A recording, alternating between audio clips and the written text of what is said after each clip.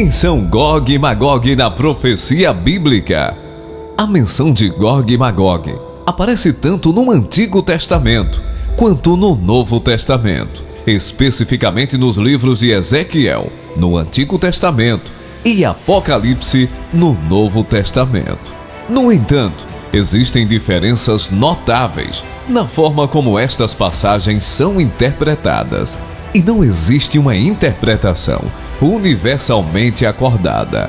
Gog e Magog simbolizam algo sinistro, relacionado ao fim dos tempos. Eles também representam povos históricos que existiram pouco depois da época de Noé e explodem em cena em Ezequiel 38 e Ezequiel 39. Gog e Magog no Antigo Testamento.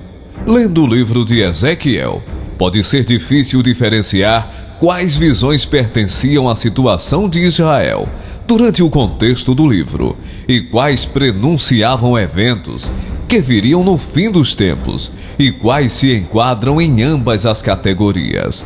No Antigo Testamento, o termo Gog é encontrado no livro de Ezequiel capítulos 38 e 39. Gog é descrito como líder ou governante da terra de Magog. A passagem retrata uma profecia de uma futura invasão de Israel por Gog, juntamente com uma colisão de outras nações. A profecia diz que Deus intervirá milagrosamente para proteger Israel, destruindo as forças de Gog com fogo do céu e outras calamidades naturais. Essa intervenção divina serve como sinal para as nações e como uma manifestação da santidade e soberania de Deus. A palavra do Senhor veio a mim: Filho do homem, vire o rosto contra Gog, da terra de Magog, príncipe maior de Meseque e Tubal. Profetize contra ele e diga: assim diz o soberano Senhor, eu estou contra você, Gog, príncipe-chefe de Meseque e Tubal. Eu o farei virar, colocarei ganchos em suas mandíbulas e o tirarei com todo o seu exército, seus cavalos, seus cavaleiros totalmente armados e uma grande horda com escudos grandes e pequenos, todos eles brandindo suas espadas. Ezequiel capítulo 38, versos 1 a 4. Filho do homem, profetize contra Gog e diga: assim diz o soberano Senhor, estou contra você, Gog, príncipe principal de Meseque e Tubal. Para o norte te enviarei contra os montes de Israel. Então atacarei o teu arco da tua mão esquerda e farei cair as tuas flechas da tua mão direita. Sobre os montes de Israel cairás, tu e todas as tuas tropas e as nações que estão contigo. Eu te darei como alimento a toda espécie de aves carniceiras e aos animais selvagens. Ezequiel capítulo 39, versos 1 e 2. Vemos Gog fazer uma breve aparição anteriormente em 1 Crônicas, capítulo 5, verso 4, como descendente de um profeta chamado Joel. Os descendentes de Joel, seu filho Semaías, seu filho Gog, seu filho Simei, seu filho Miqueias, seu filho Reaías, seu filho Baal e seu filho Beera, a quem Tiglat-Pileser, rei da Assíria, levou para o exílio. Alguns conjecturaram sobre o reino específico de Magog, que procurou destruir Israel, Lídia, Sabe, Sítia ou talvez os Seleucidas. Outro exemplo de Magog parece ser um filho de Jafé, um dos 3 filhos de Noé. Gênesis capítulo 10, verso 2. 1 Crônicas capítulo 1, verso 5. Alguns dos escritos de Joséfo indicam que Magog governou o reino do norte, semelhante aos citas. Em ambos os casos, parece que uma nação ou muitas nações se unirão contra Israel e que não resistirão aos poderes do Deus Todo-Poderoso.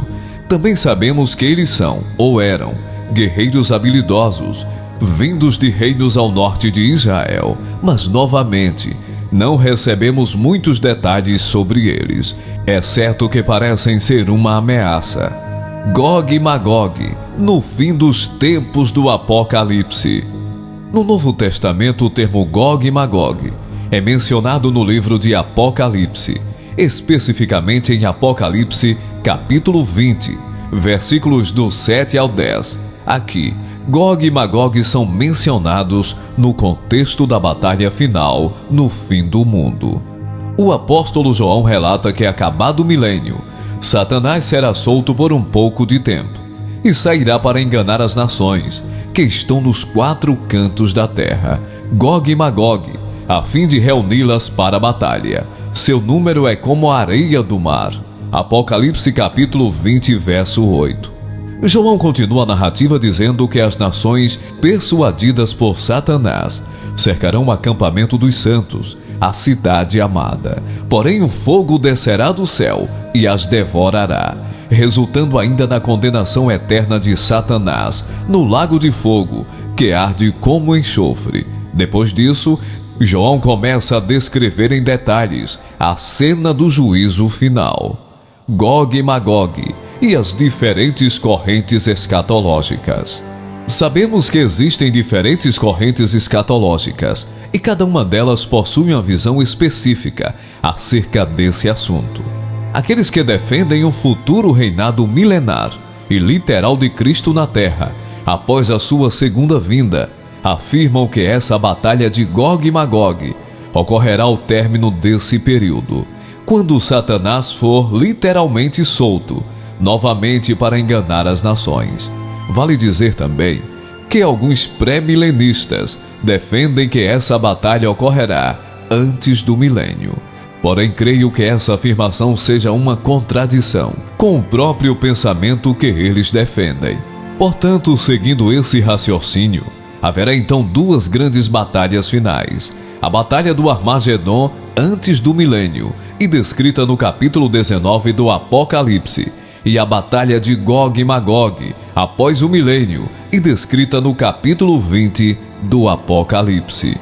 Entre os defensores dessa posição, há muitas divergências acerca desse evento, de modo que seria impossível citar cada uma delas.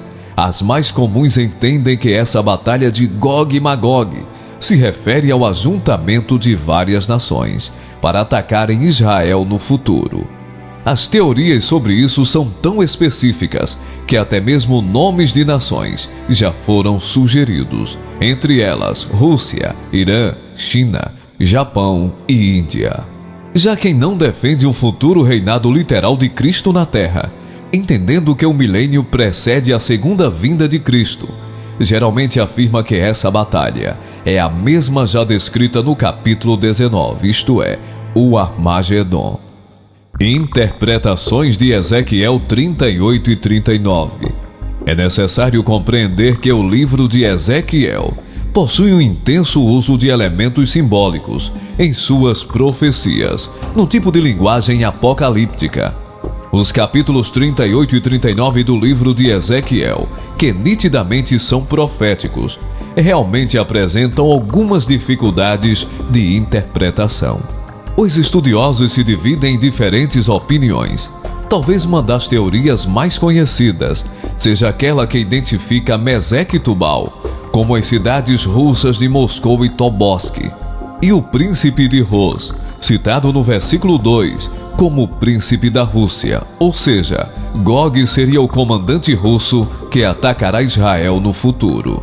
Outros identificam Gog com sendo Giges, um rei da Líbia, conhecido nos textos acadianos do século 7 a.C., como um vassalo dos assírios. Uma boa interpretação sobre o assunto sugere que a profecia de Ezequiel se refere ao poder dos seleucidas, especialmente com Antíoco Epifanes, inimigo terrível do povo judeu, cujo centro do seu reino ficava localizado no norte da Síria. Ao norte, o domínio dos seleucidas incluía Mesec e Tubal, distritos da Ásia Menor. De acordo com essa interpretação, a perseguição imposta por Gog e Magog refere-se em Ezequiel à dura perseguição imposta pelo governador da Síria, Antíoco Epifanes, sob o povo de Deus.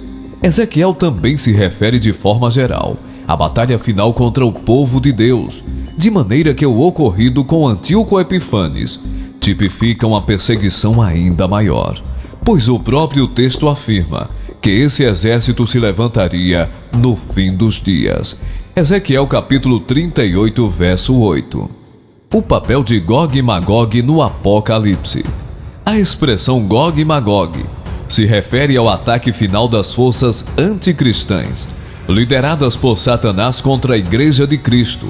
João identifica Gog e Magog como as nações que há nos 4 cantos da terra, ou seja, não se trata de uma nação específica, mas a totalidade do mundo, isto é, a perseguição do mundo iníquo contra a Igreja.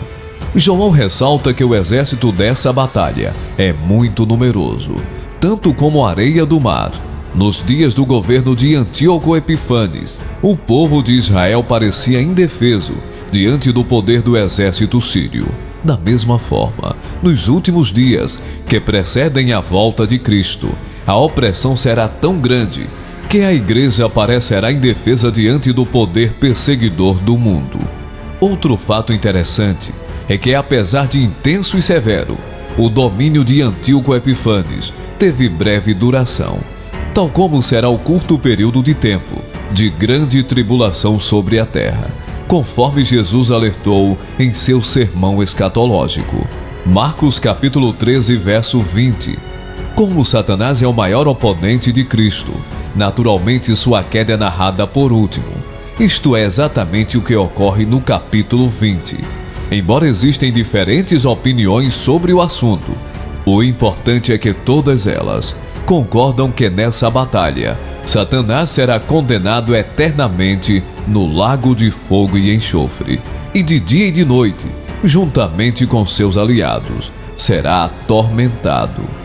Cristo finalmente derrotará de uma vez por todas as forças das trevas, e sua igreja reinará com ele eternamente, em um mundo sem guerras ou pecado.